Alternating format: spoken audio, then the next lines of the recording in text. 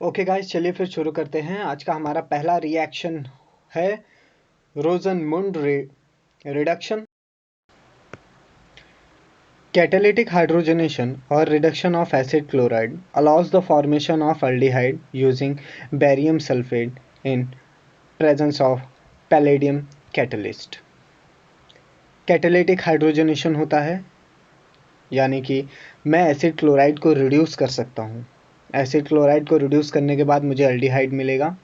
Acid chloride को reduce करने के लिए हमें barium sulphate in presence of palladium लगेगा। चलिए उसको एक एग्जांपल से समझेंगे।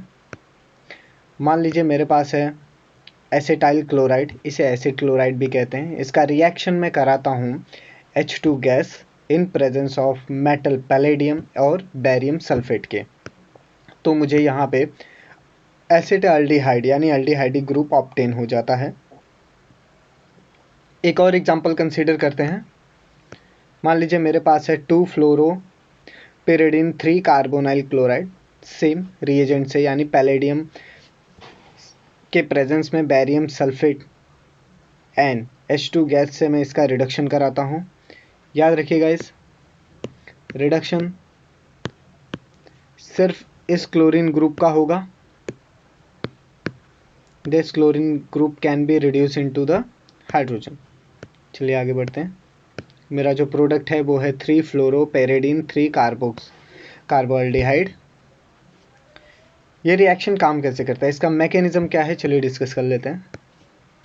मान लीजिए ये आपका मेटल पैलेडियम है, ये पैलेडियम का सरफेस है। पैलेडियम के सरफेस एरिया को हमने डैश लाइन से रिप्रेजेंट किया है। जैसे ही इसके पास हाइड्रोजन गैस आता है, हाइड्रोजन सबसे पहले पैलेडियम के साथ कुछ इस तरीके से बॉन्ड बना लेता है। उसके बाद जो हाइड्रोजन के बीच के ये बॉन्ड है ब्रेक जो हो जाते हैं और ऐसा ये पैलेडियम के साथ बॉन्ड फॉर्म कर लेता है, जिससे कि मुझे at the end palladium dihydride obtain हो जाता है। इसे मैं कहूँगा palladium die hydride.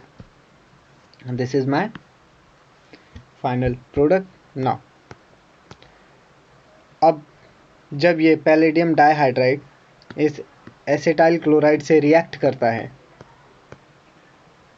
In presence of palladium, तो इसे हम ऑक्सीडेटिव एडिशन कहते हैं। तो मुझे कुछ इस तरीके से 1-क्लोरो पैराडाई इथेन 1 ऑन ऑप्टेन हो जाता है।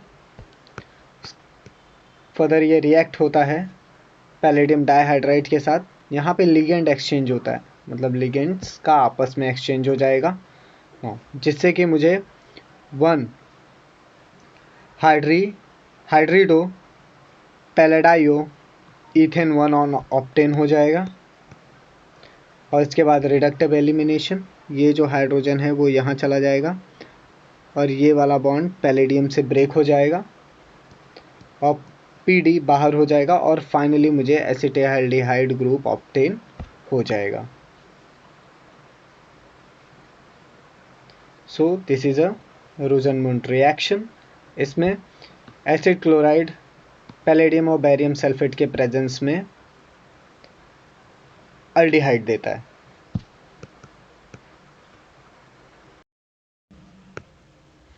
Preparation of aldehyde from nitrile using the tin chloride, hydrochloric acid and quenching the resultant aminium salt and water। इसमें प्रिपरेशन होता है अल्डिहाइड का नाइट्रिल की मदद से, जिसके लिए हम इस्तेमाल करते हैं टीन डाइक्लोराइड का इन प्रेजेंस ऑफ हाइड्रोक्लोरिक एसिड। उसके बाद क्विंचिंग किया जाता है, जो इमीनियम सॉल्ट फॉर्म होता है रिएक्शन के अंदर, और वाटर। इसका एक एग्जांपल कंसीडर करते हैं। मान लीजिए मेरे पास असीटोनाइट्रिल है ACN, जिसका रिएक्शन मैं कराता हूँ SnCl2HCl के प्रेजेंस में, फॉलोड बाय हाइड्रोलिसिस। उसके बाद में वाटर का एडिशन करता हूँ, तो मुझे एसिटाल्डिहाइड ऑब्टेन हो जाता है। चलिए इसका मैकेनिज्म देखेंगे। एसीटोनाइट्रिल है ACN का है, जो पहले एसिडिक मीडियम में इस हाइड्रोजन को एब्स्ट्रैक्ट कर लेगा, जिसके वजह से मैं यहाँ पे देख सकता हूँ कि नाइट्रोजन के ऊपर पॉजिटिव चार्ज आ गया है, जैसा कि आप सब यहाँ पे देख पा रहे हैं। नाउ इस पॉजिटिव चार्ज को बैलेंस करने के लिए एक रेजोनेटिंग स्ट्रक्चर पे जाएगा, ये बॉन्ड यहाँ पे आ जाएगा, जिसके वजह से एक carbocation as an intermediate obtain हो जाएगा। नाउ उसके बाद क्लोरीन आएगा और क्लोरीन इस इलेक्ट्रो पॉजिटिव कार्बन के ऊपर अटैक करेगा और यहाँ पे एक बॉन्ड फॉर्म कर लेगा। नाउ फिर यह हाइड्रोजन के साथ रहेगा, इसे ही कहते हैं guys ammonium salt. Now SnCl2 NHCl जब इसके साथ रिएक्ट करेंगे तो ये मुझे कुछ इस तरीके का एक कंपाउंड दे देगा, जहाँ पे nitrogen and carbon are doubly bonded with each other. यहाँ पे देख सकते हैं नाइट्रोजन और कार्बन के बीच में डबल बॉन्ड आ गया है, जो एक ट्रिपल बॉन्ड था वो रिड्यूस हो गया है हाइड्रोजन के फॉर्म में। नाउ जैसे ही मैं इसके अंदर वाटर डालूंगा, मुझे यहाँ पे एसिटाल्डिहाइड ग्रुप ऑब्टेन हो जाएगा, मतलब वाटर डालते ही ये जो डबल बॉन्ड है ये ऑक्सीजन के साथ रिप्लेस हो जाएगा और NH3 माइनस हो जाएगा। ओके, एक और एग्जांपल कंसीडर कर लेते हैं। मान लीजिए मेरे पास साइक्लोहेक्सेन कार्बोनाइट्रिल है, साइक्लोहेक्सेन कार्बोनाइट्रिल। इसका रिएक्शन में SnCl2 in presence of HCl and water से कराता हूँ, जिससे कि मुझे साइक्लोहेक्सेन कार्बाल्डिहाइड मिल जाएगा। यानी कि मेरा जो कार्बोनाइट्रिल ग्रुप था वो कार्बोल्डिहाइड में कन्वर्ट हो गया है।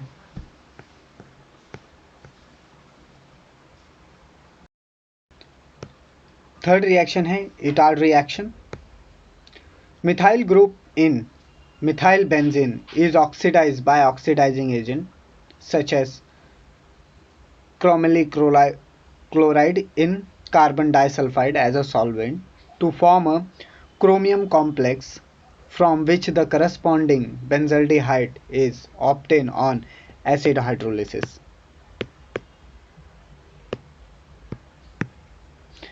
मिथाइल जो ग्रुप होता है मिथाइल बेंजीन में, आपने मिथाइल बेंजीन का स्ट्रक्चर देखा होगा, टॉलिन जिसे कहते हैं, ये जो ग्रुप है ये ऑक्सीडाइज हो जाएगा इन प्रेजेंस ऑफ क्रोमाइल क्लोराइड के प्रेजेंस में हम इसका ऑक्सीडेशन कर देंगे। ओके, हाँ, इन कार्बन डाइसल्फाइड यानी CH2 के प्रेजेंस में। गाइस यही है कार्बन डाइसल्फाइड। कार्बन डाइसल्फाइड हम एज एन सॉल्वेंट यूज़ करेंगे, जिससे फॉर्म होगा क्रोमियम कॉम्प्लेक्स। एक क्रोमियम कॉम्प्लेक्स यहाँ पे फॉर्म होगा, जो आगे चल के मुझे बेंजल्डिहाइड दे देगा एसिड हाइड्रोलिसिस पे। एसिड हाइड्रोलिसिस HO3+ के प्रेजेंस में होता है, इसे H2O और H इस तरीके से भी रिप्रेजेंट किया जाता है। चलिए फिर एक एग्जांपल से इसे समझेंगे कि एक्चुअल में रिएक्शन कहना क्या चाहता है। चलिए इसका एक एग्जांपल कंसीडर करेंगे। मान लीजिए मेरे पास टॉलिन है, जिसका रिएक्शन में dichloro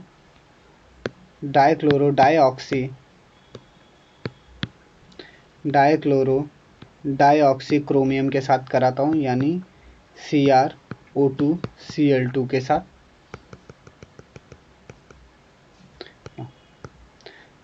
in presence of methane डाइथायोन्स यानी CH2 कार्बन डाइसल्फाइड के साथ, इससे मुझे क्रोमियम कॉम्प्लेक्स ऑब्टेन होता है। गाइस देखिए ये है क्रोमियम कॉम्प्लेक्स, क्योंकि इन ऑक्सीजन ने इन क्रोमियम्स के साथ बॉन्ड बना के रखा है, तो इसे हम कहते हैं क्रोमियम कॉम्प्लेक्स, जिसका मैं फर्दर एसिड हाइड्रोलिसिस करता हूँ। यहाँ पे हमने इसका एसिड हाइड्रोलिसिस कर दिया, जिससे कि जो मुझे फाइनल प्रोडक्ट ऑब्टेन हुआ है वो है बेंजल्डिहाइड। गाइस नेक्स्ट है Gutermann Koch synthesis. Benzene is treated under high pressure with carbon monoxide and hydrogen chloride in presence of anhydrous aluminium chloride or copperas chloride to give benzaldehyde. Gutermann Koch synthesis में benzene को हम high pressure में carbon monoxide और hydrochloric acid के साथ treat करते हैं इन presence of aluminium chloride, जिसके लिए हम AlCl3 या क्यूप्रेस क्लोराइड का यूज़ करते हैं। तो जो हमारा फाइनल प्रोडक्ट होता है वो होता है बेंजल्डिहाइड। एक एग्जांपल से इसे समझेंगे। मान लीजिए आपके पास बेंजीन है गाइस, यहाँ पे हम सब्सटीट्यूटेड बेंजीन का भी यूज़ कर सकते हैं। इंस्टेड ऑफ बेंजीन हम कोई सब्सटीट्यूटेड बेंजीन भी यूज़ कर सकते हैं। मान लीजिए आपके पास बेंजीन है जिसका रिएक्शन आप कराते हैं कार्बन मोनोऑक्साइड और HCl के प्रेजेंस में, इन presence of AlCl3 aluminium trichloride. तो इससे मुझे बेंजल्डिहाइड ऑब्टेन हो जाता है, बेंजीन विथ अल्डिहाइडिक ग्रुप। तो हो गया ये बेंजल्डिहाइड। इसका मैकेनिज्म देखते हैं। स्टार्टिंग में जो ये कार्बन मोनोऑक्साइड रहता है, ये ऑक्सीजन अपना लोन पेयर यहाँ पे ट्रांसफ़र करता है, जिसके वजह से मुझे एक ऐसा स्ट्रक्चर ऑब्टेन हो जाता है जहाँ पे यहाँ पे ऑक्सीजन के ऊपर पॉजिटिव चार्ज होता है 9। जैसे ही ये कार्बन मोनोऑक्साइड इन HCl और AlCl3 के कांटेक्ट में आता है, ये एल्यूमिनियम ट्राइक्लोराइड के साथ ऑक्सीजन एक इंटरेक्शन बॉन्ड फॉर्म कर देता है ना। अब क्या होता है कि ये जो पॉजिटिव चार्ज है ये डीलोकलाइज होते रहता है, कार्बन और ऑक्सीजन के ऊपर रेजोनेट करते रहता है नो।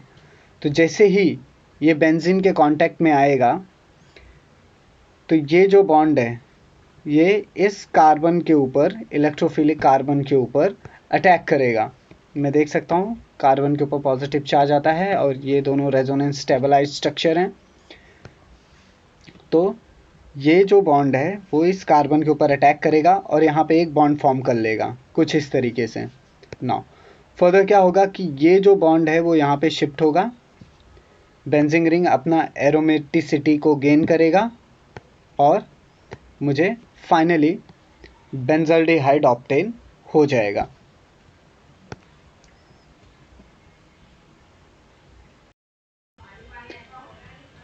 ओके गाइस, नेक्स्ट है Schiff test. Schiff test, aldehyde is treated with the free drops of skip reagent, pink or red or magenta color appears and confirms the presence of aldehydic group. aldehyde को treat किया जाता है skip reagent के साथ, pink, red या magenta colour appear होता है। इससे ये कंफर्म हो जाता है कि गिवन सैंपल में aldehyde प्रेजेंट है। चलिए इसे समझेंगे क्या होता है स्किप बेस, कैसे ये है Schiff base. This is a colourless Schiff base, colourless होता है। इसका नाम होता है 4 aminophenol base 4 sulpho aminophenyl methane sulphonic acid. ये जब रिएक्शन करता है 2 मोल्स ऑफ एल्डिहाइड के साथ तो ये कुछ इस तरीके का स्किप अडक्ट मैजेंटे कलर का ऑब्टेन करता है। Schiff adduct means the added form of the Schiff base. ये मैजेंटा, पिंक या रेड कलर का होता है।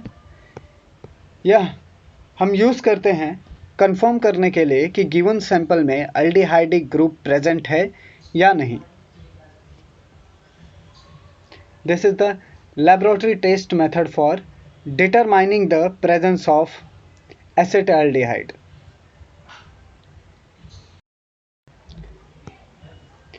Next है टॉलिन्स reagent और silver mirror test. Aldehyde is boiled with toluene reagent. Ammoniacal silver nitrate silver mirror is formed. Aldehyde को जब boil किया जाता है टॉल्यून रिएजेंट के साथ, एमोनिकल सिल्वर नाइट्रेट यानी कि सिल्वर मिरर फॉर्म होता है। aldehyde is oxidized to carboxylate ion by Tollens reagent and Ag silver plus ion is reduced to Ag. इसमें जो aldehyde होता है वो ऑक्सीडाइज होता है कार्बोक्सिलेट आयन में टॉलन रिएजेंट की मदद से और Ag प्लस जो आयन है वो Ag आयन में रिड्यूस हो जाता है, यानी अल्डिहाइड ऑक्सीडाइज होगा एंड सिल्वर रिड्यूस होगा। चलिए इसे एक एग्जांपल से समझेंगे। मान लीजिए हमारे पास एसिटाल्डिहाइड है जिसका रिएक्शन में AgNH3 ट्वाइस, जिसके ऊपर पॉजिटिव चार्ज है, उसके साथ कराता हूँ 2 moles now in presence of 3 OH minus ions, इसे ही कहते हैं टॉलिन्स रिएजेंट नाउ। तो जिसके वजह से मुझे क्या मिल जाएगा, carboxylate ion and silver mirror, ये पीपीटी के फॉर्म में डिपॉजिट हो जाएगा और अमोनिया रिलीज हो जाएगा। गाइस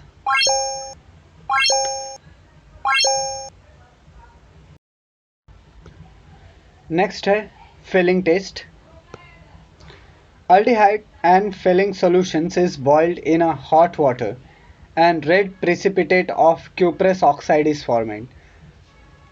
Aldehyde और फिलिंग सॉल्यूशन को बॉईल किया जाता है हॉट वाटर में, जिसके वजह से रेड कलर का एक प्रिसिपिटेट बनता है कॉपर ऑक्साइड का।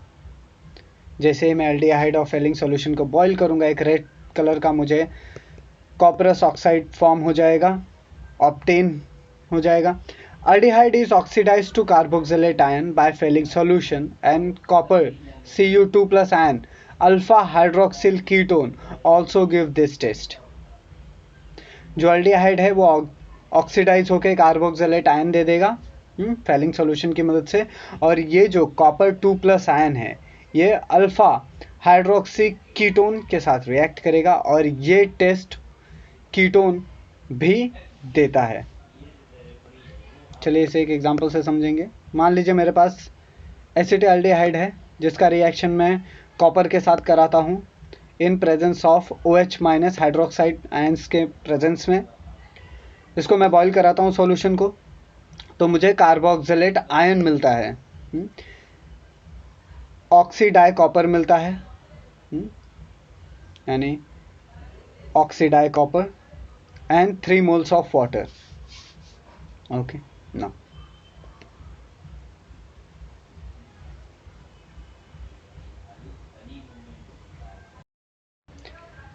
guys next है laboratory test for the ketonic group. ketonic group के लिए laboratory test क्या है वो देखेंगे। freshly prepared sodium nitroprusside solution is added to a ketone, continuous shaking and added solution of sodium hydroxide drop wise drop, red color is appears in this solution.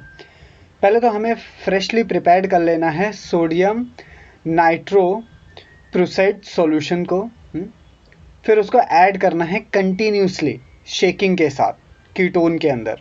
मान लीजिए मेरे पास एक ऐसा वेसल है, मैंने इसके अंदर कीटोन ले लिया है, अब मैं इसके अंदर कंटिन्यूसली एडिशन करते जाऊंगा सोडियम नाइट्रोसोपोडो सॉल्यूशन का। उसके बाद मैं इसके अंदर NaOH का सॉल्यूशन डालूंगा ड्रॉप वाइज ड्रॉप। तो यहाँ का जो सॉल्यूशन का कलर है वो रेड कलर का हो जाएगा। ओके, इससे ये कंफर्म हो जाएगा कि हमारे गिवन सॉल्यूशन में कीटोन प्रेजेंट है। सेकंड है red colour indicate the presence of the ketonic C double bond O group. Red colour से ये कंफर्म होता है कि इसके अंदर कीटोनिक कार्बोनाइल ग्रुप प्रेजेंट है। इसका एक एग्जांपल कंसीडर करते हैं। मान लीजिए मेरे पास प्रोपेन 2 ऑन है, ये एक कीटोन है, इसे एसीटोन भी कहते हैं।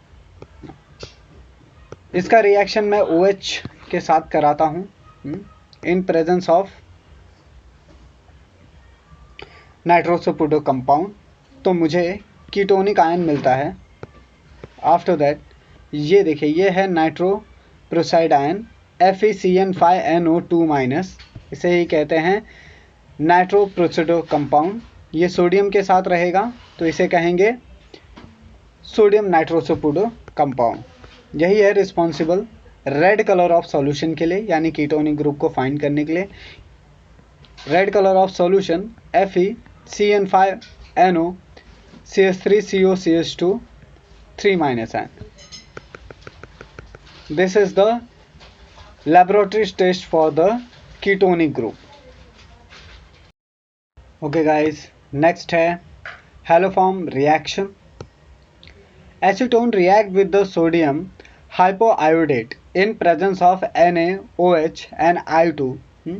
Heated and it's give the iodoform sodium acetate and NaOH. Acetone का हम रिएक्शन कराते हैं सोडियम हाइपोआयोडेट के साथ.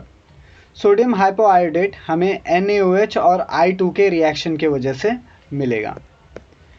इसके बाद ये हमें देता है आयोडोफॉर्म यानी अल्काइल ग्रुप विथ आयोडीन, या जो भी ग्रुप है अगर वो आयोडीन के साथ मिलेगा तो उसे हम आयोडोफॉर्म कहेंगे. एंड इसका एक एग्जांपल कंसीडर करेंगे. मान लीजिए मेरे पास प्रोपेन 2 ऑन है. इसका रिएक्शन मैं कराता हूँ 3 मोल्स ऑफ NaOI यानी सोडियम हाइपोआयोडेट के साथ. यह है सोडियम हाइपोआयोडेट. सोडियम हाइपोआयोडेट मुझे ऑब्टेन होगा NaOH और I2 को हीट करने पे. सॉल्यूशन के अंदर ही ये फॉर्म होता है, हम इसे अलग से बना के डाल नहीं सकते, जिससे मुझे आयोडोमीथेन मिल जाएगा. आयोडोमीथेन ही आयोडोफॉर्म होता है, इसीलिए इस रिएक्शन का नाम भी है आयोडोफॉर्म रिएक्शन. इससे मुझे एक सोडियम एसीटेट ग्रुप ऑब्टेन होता है, जैसे कि आप लोग यहाँ पे देख पा रहे हैं. एक सोडियम एसीटेट ग्रुप ऑब्टेन हो गया है. यह भी लेबोरेटरी टेस्ट है for determination of the ketone. And sodium mall यानी NaOH ऑब्टेन हो जाता है. जब भी NaOH और I2 को मैं रिएक्ट कराऊंगा, हीट करूंगा, तो मुझे NaOI मिल जाएगा यानी सोडियम हाइपोआयोडेट ऑब्टेन हो जाएगा. Methyl group is converted into haloform. इसमें जो मिथाइल ग्रुप है वो कन्वर्ट हो जाएगा हैलोफॉर्म में. इन दोनों में से एक ही मिथाइल ग्रुप यूज होगा for conversion of the haloform, and other जो ये वाला ग्रुप है ये एसीटेट के लिए यूज हो जाएगा. Now acetone is oxidise to sodium hypoiodate. Acetone oxidise हो जाएगा सोडियम हाइपोआयोडेट की मदद से. वो मुझे एक सोडियम सॉल्ट देगा, जैसे कि sodium acetate. It's my sodium salt of acetate. और yellow PPT obtain of iodoform. ये जो आयोडोफॉर्म है ये येलो कलर की PPT के फॉर्म में मुझे ऑब्टेन हो जाएगा. इसे ये कंफर्म हो जाएगा कि गिवन सैंपल के अंदर कीटोनिक ग्रुप प्रेजेंट है. हैलोफॉर्म ये भी लेबोरेटरी टेस्ट है कीटोन को डिटरमाइन करने के लिए.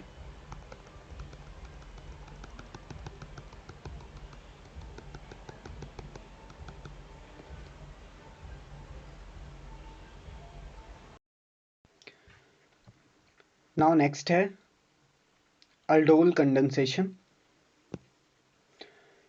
In aldol condensation, new carbon-carbon bond formation are taking place. aldol condensation में guys एक नया कार्बन-कार्बन बॉन्ड फॉर्म होता है. Addition of an alpha carbon atom of an aldehyde or ketone of a carbonyl compound of to another molecules of aldehyde or ketone. यहाँ पे addition होता है alpha carbon atom का aldehyde या ketone का, जो कार्बोनाइल कंपाउंड कंटेन करते हैं, with the another molecules of aldehyde और कीटोन. ये दूसरे अल्डिहाइड या कीटोन में एडिशन हो जाता है. It may be acid catalysed as well as base catalysed reaction. ये एसिड कैटेलाइज और बेस कैटेलाइज दोनों ही रिएक्शन से पॉसिबल है aldol condensation. Dilute alkali are use such as NaOH, KOH और Na2CO3. इसमें हम डाइल्यूट अल्कली यानी बेसिक सॉल्यूशन का यूज कर सकते हैं, जैसे कि NaOH, KOH और Na2CO3. aldol condensation is a nucleophilic addition elimination reaction. जो aldol कंडेंसेशन होता है ये एक न्यूक्लियोफिलिक एडिशन एलिमिनेशन रिएक्शन होता है. एक एग्जांपल कंसिडर करेंगे। मान लीजिए मेरे पास एसिटाल्डिहाइड है जिसका रिएक्शन मैं अनदर मोल्स ऑफ एसिटाल्डिहाइड से कराता हूँ इन प्रेजेंस ऑफ डाइल्यूट NaOH के प्रेजेंस में, तो मुझे यहाँ पे 3 हाइड्रोक्सी ब्यूटेनॉल ऑब्टेन हो जाता है। इसमें से जब मैं वाटर मॉलिक्यूल्स रिमूव कर देता हूँ तो मुझे ब्यूट 2 इनल ऑब्टेन होता है। ये एक alpha beta unsaturated carbonyl compound होता है।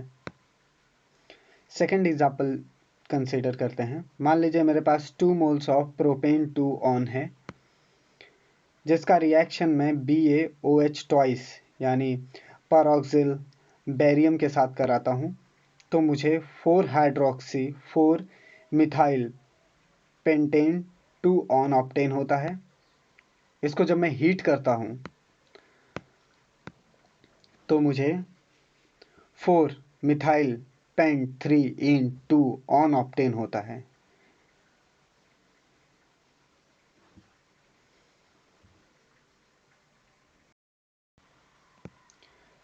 नेक्स्ट है cross aldol condensation. Two different aldehyde or ketone undergoes aldol condensation reaction is known as a cross aldol condensation.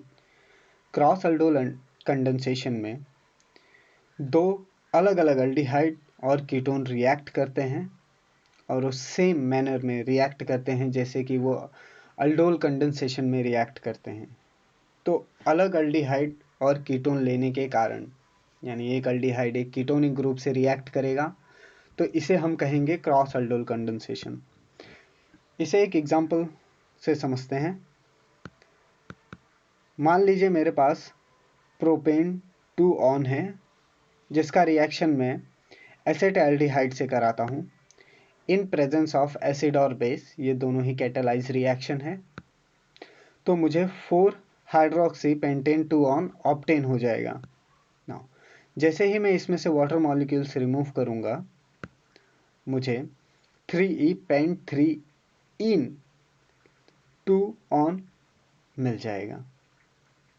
ये जो एग्जाम्पल है ये है क्रॉस अल्डोल कंडेंसेशन का। इसमें आप देख सकते हैं एक कीटोन रिएक्ट कर रहा है अल्डिहाइड से जिससे कि मुझे alpha beta unsaturated final product obtain होता है। तो चलिए फिर गाइस इसका रिएक्शन मैकेनिज्म डिस्कस कर लेंगे। मान लीजिए ये मेरे पास एक कीटोनिक ग्रुप है जिसका मैं एसिड कैटेलाइज रिएक्शन करूंगा, मतलब मैं इसका एसिड के साथ ट्रीटमेंट करूंगा इन प्रेजेंस ऑफ एसिड। अच्छा, acid catalyse aldol condensation reaction ना। अब आप यहाँ देख सकते हैं जैसे ही ये यहाँ पे अटैक करेगा तो ये बॉन्ड यहाँ पे शिफ्ट हो जाएगा, तो मुझे यहाँ पे इन ऑल ऑब्टेन हो जाएगा। जैसा कि आप यहाँ पे देख पा रहे हैं ये this is my in all group. Okay ना, तो जब ये हाइड्रोजन यहाँ पे शिफ्ट होगा तो ये डबल बॉन्ड न्यूक्लियोफिलिक अटैक करेगा अनदर अल्डिहाइड कार्बोनाइल कार्बन पे, जिसके वजह से ये जो बॉन्ड है वो शिफ्ट होकर ऊपर चला जाएगा और एक हाइड्रोजन के साथ ये बॉन्ड बना लेगा ना। फर्दर देखते हैं।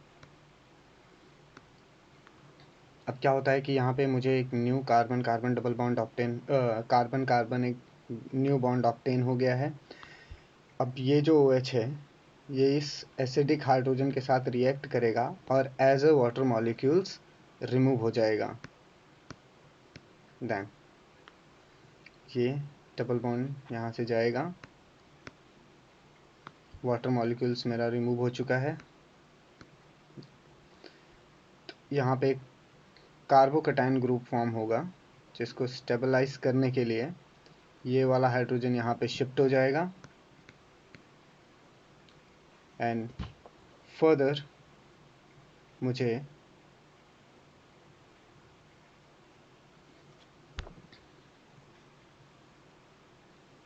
Alpha beta unsaturated carbonyl compound obtain हो जाएगा।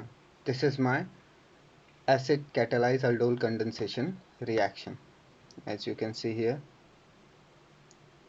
गाइस जब हम इसका बेस कैटालाइज अल्डोल कंडेंसेशन भी देखेंगे।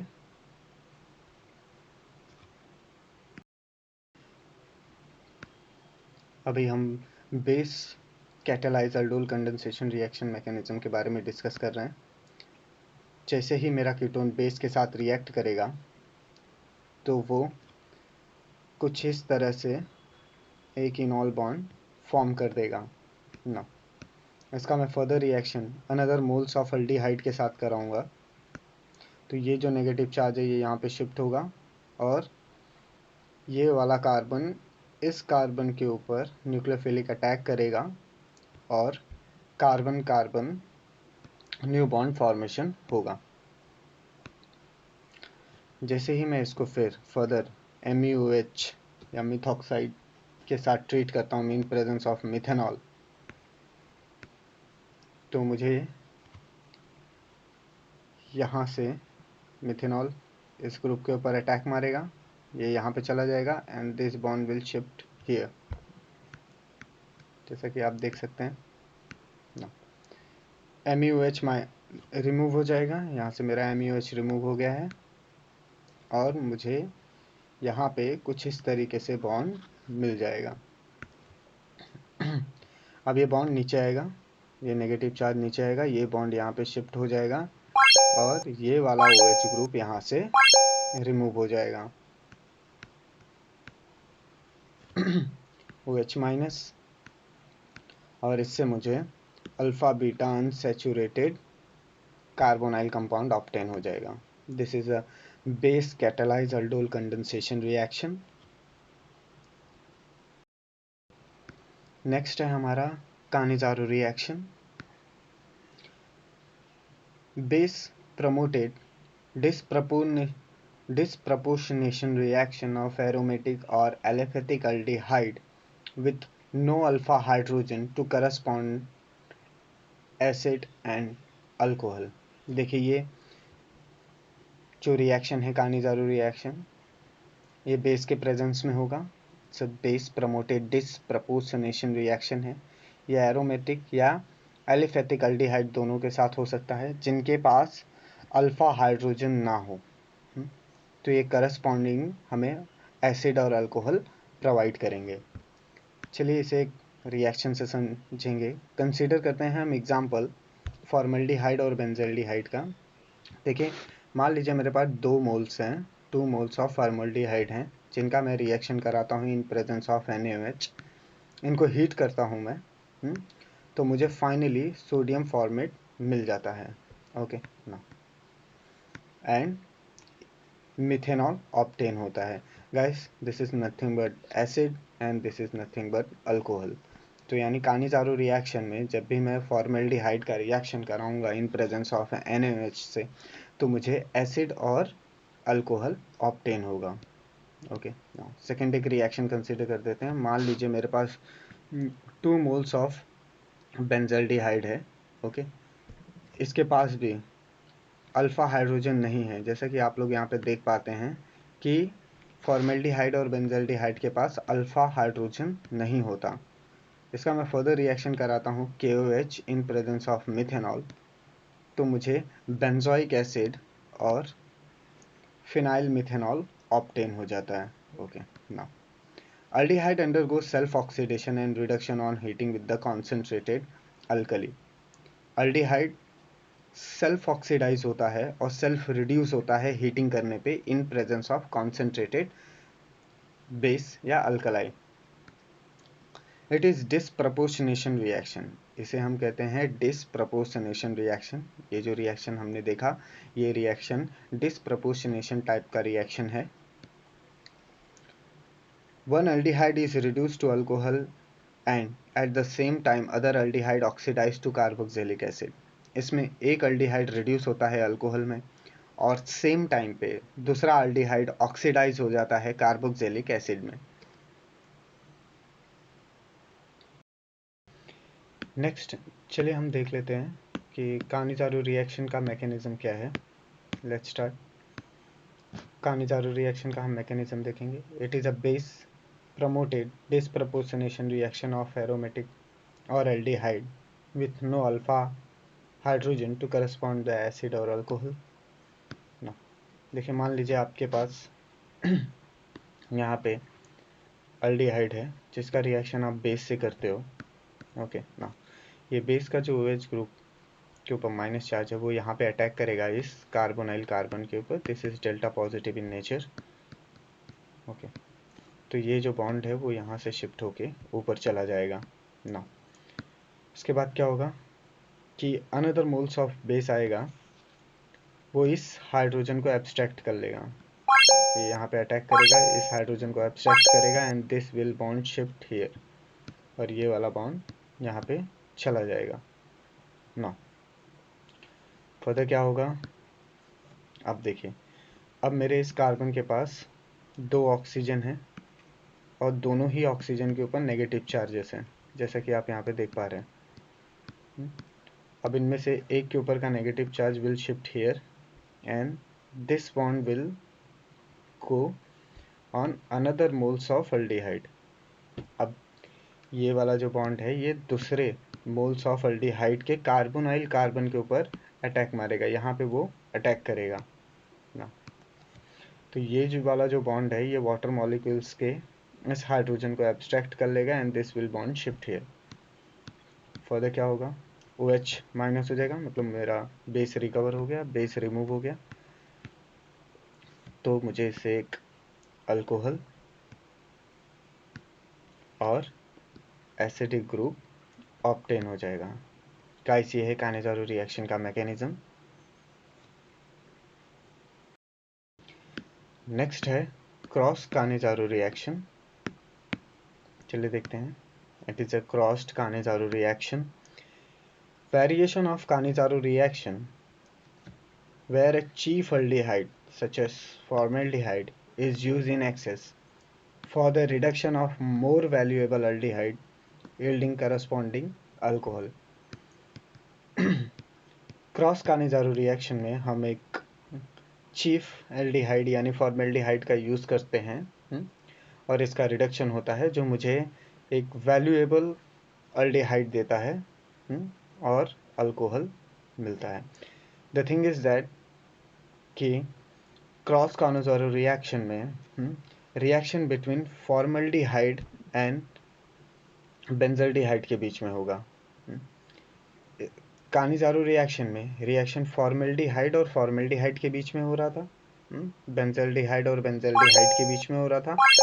But in crossed Cannizzaro reaction जो होगा वो फॉर्मल्डिहाइड और बेंजल्डिहाइड के बीच में होगा। चलिए इसे देखते हैं, एक एग्जांपल कंसीडर कर देते हैं। मानिए आपके पास ये बेंजल्डिहाइड है जिसका आप रिएक्शन कराते हो इस फॉर्मल्डिहाइड के साथ इन प्रेजेंस ऑफ बेस, तो हमें यहाँ पे एक अल्कोहल ऑब्टेन हो जाता है, alcohol and acid group obtain हो जाता है, okay. This is similar to the Cannizzaro reaction, the difference is starting material.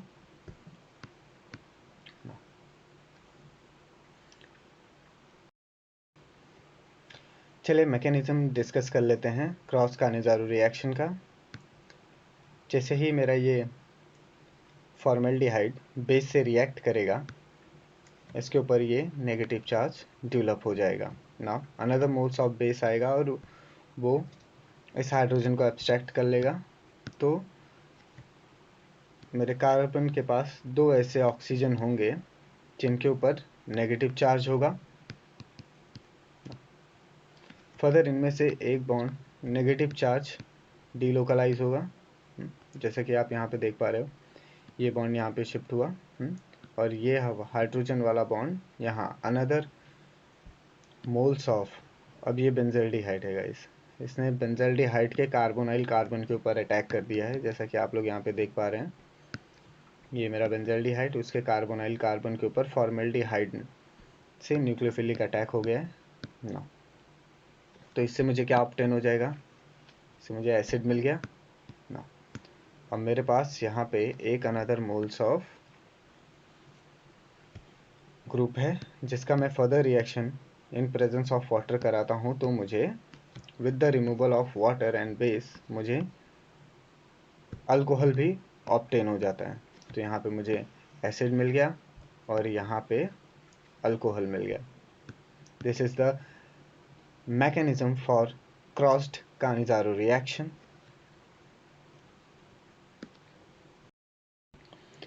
Next है हमारा 13th reaction, it is a Clemmensen reduction.